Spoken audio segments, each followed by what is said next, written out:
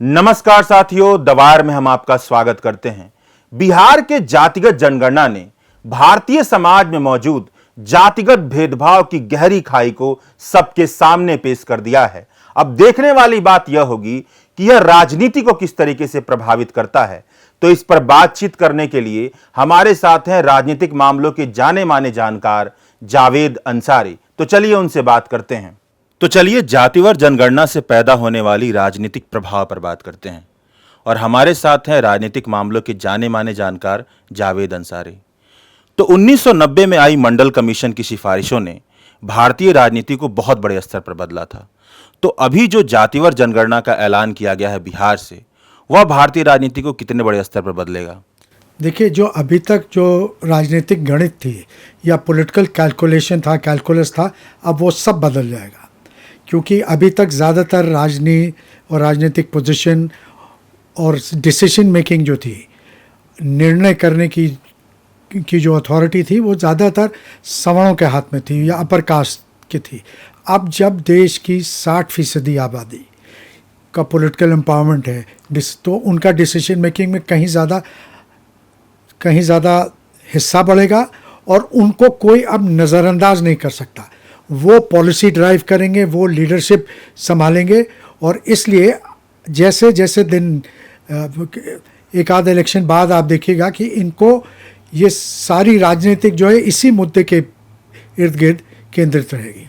थोड़ा ऐतिहासिक संदर्भ लेते हुए सर अगर आप बताएं, तो मंडल कमीशन के बाद जो उत्तर प्रदेश और बिहार की राजनीति बदलती है जातियों के इर्द गिर्द, तो अभी जो जनगणना हुई है उस संदर्भ से जोड़ते हुए अगर आप बताएं, तो अभी जो जनगणना के बाद जो आंकड़े निकल के आ रहे हैं यादवों के या ब्राह्मण समाज के, तो ये किस तरीके से प्रभावित हो गए? अगर उस संदर्भ को देखते हुए एक रेखा खींचे तो आप देखिए, मंडल के बाद उत्तर प्रदेश में योगी आदित्यनाथ पहले सवर्ण मुख्यमंत्री हैं और मंडल के पहले की अगर आप देख लीजिए यूपी और बिहार दोनों में, तो सारे सवर्णी लोग, बिरादरी के ही लोग होते थे मुख्यमंत्री। अब बिहार में तो या तो लालू यादव होते हैं या नीतीश कुमार होते हैं कि तो ये जो जातियां हैं, इनकी लीडरशिप, इनकी आइडेंटिटी को अपने ये असर्ट कर रही हैं और अपने इनकी लीडरशिप जो है वो सेंटर स्टेज है। जैसे मैंने पहले भी कहा, अब जो राजनीति है इनके ही इर्द गिर्द, इन्हीं मुद्दों के और इनके ही नेताओं के इर्द गिर्द केंद्रित रहेगी और इसको कोई भी नहीं इग्नोर कर सकता। अभी बिल्कुल आप भले ही कोई ना कोई इसमें बाल की खाल निकालें कि ये तो अल्पसंख्यकों का हक मारा जाएगा, ये बात नहीं है। जो लोग इसका इस बेसिस पे विरोध कर रहे हैं वो खुले लफ्ज़ों में कहना नहीं चाहते, वो अल्पसंख्यकों के कंधे से बंदूक चलाना चाहते हैं, लेकिन उनको डर ये है कि अभी तक की जो एंट्रेंस्ड कास्ट थी, ख़ासतौर अपर कास्ट, अब उनका वर्चस्व ख़त्म होने वाला है। भारत में कहा जाता है कि जातियों की राजनीति होती है, समूह की राजनीति होती है, और उस राजनीति के हिसाब से देखा जाए तो जो पिछड़ा वर्ग है वो बहुत मजबूत, सबसे सशक्त माना जाता है। लेकिन इसमें बिहार में एक अति पिछड़ा वर्ग भी आ गया है। तो आपको लगता है कि ये जो समूह की राजनीति है, अति पिछड़ा वर्ग और भी सारे समूहों को हम जोड़ दें, तो ये आगे चल के किस तरीके से परिवर्तनकारी होगी? देखिए, दो चीज़ें होंगी। एक तो बैकवर्ड एज ए होल जो हैं वो उनका पॉलिटिकल एम्पावरमेंट होगा, वो पॉलिटिक्स के सेंटर स्टेज में आएंगे। दूसरा, जहाँ तक विद इन बैकवर्ड्स की जो राजनीति है, जो तो मंडल जब आया था तो उसका ज़्यादातर फ़ायदा जो बैकवर्ड्स का क्रीमी लेयर है, जो माना जाता है ख़ास तौर पे यादव, उनको मिला लीडरशिप भी और पॉलिटिकल एम्पावरमेंट भी और नौकरियों में भी। अब जो EBCs हैं, जो लोअर बैकवर्ड्स हैं, जो अदर बैकवर्ड लोग हैं, स्मॉलर बैकवर्ड कास्ट हैं, वो अपना हक मांगेंगे, वो असर्ट करेंगे।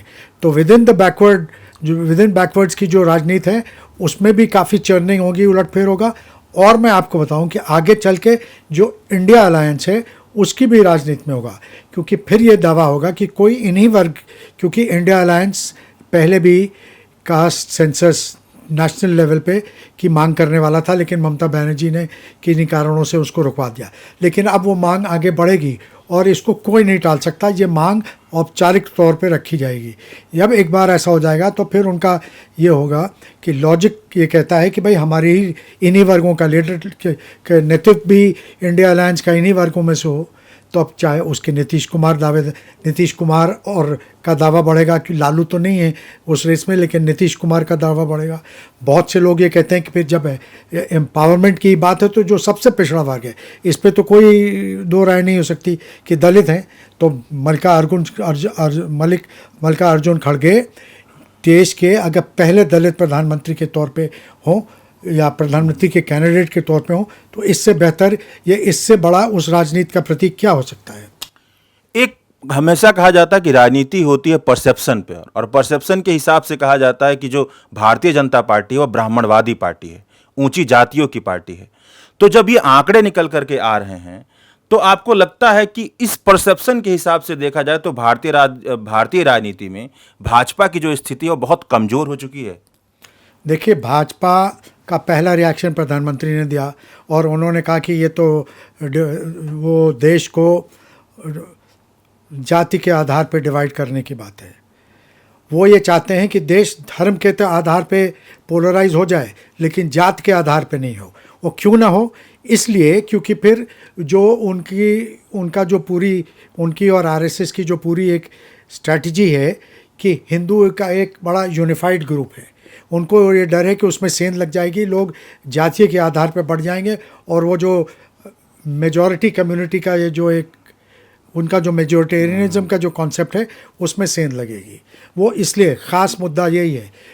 इसीलिए जब मंडल पहली बार लागू हुआ था तो कमंडल चालू हुआ था उसको तोड़ने को। अब इन्हें लगता है कि ये जो हिंदू यूनिटी हो गई है वो उसमें कहीं सेंध न लग जाए, उसमें कहीं दरार न लग जाए, तो इसलिए इस चीज़ की वो मुखालफत कर रहे हैं। लेकिन जैसे कांग्रेस पार्टी भी शुरू में पहले जब मंडल आया था तो उसके पक्ष में नहीं थी, लेकिन अब कांग्रेस पार्टी को एहसास हो गया है, ज़मीनी हकीकत ने उनकी आँख खोल दी है और वो इसके दिलो जान से इसका समर्थन कर रहे हैं।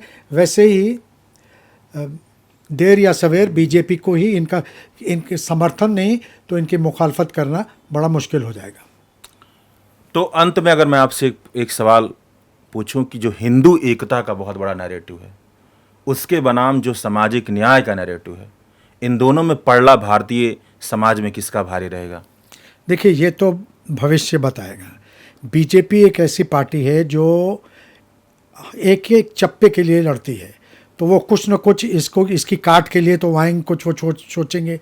लेकिन अब भाई पिछली बार तो कमंडल लाए थे, वो राम मंदिर मूवमेंट चालू किया था मंडल तोड़ने के लिए, तो राम मंदिर तो बन गया, जनवरी में उसका उद्घाटन हो जाएगा। तो अब क्या सोचेंगे? कोई ऐसी चीज़, क्या यूसीसी ऐसा मुद्दा होगा? यूसीसी अगर वो लागू करेंगे तो उस पर जो ट्राइबल्स हैं उसका क्या होगा? तो कोई ना कोई, लेकिन अभी भी ये देखना ही होगा कि बीजेपी इसकी काट के लिए क्या लाती है। लेकिन जैसे मैंने पहले कहा, ये ओबीसी वाले मुद्दे को अब कहीं से भी नज़रअंदाज नहीं किया जा सकता। शुक्रिया, बहुत बहुत शुक्रिया आपका। आपका शुक्रिया।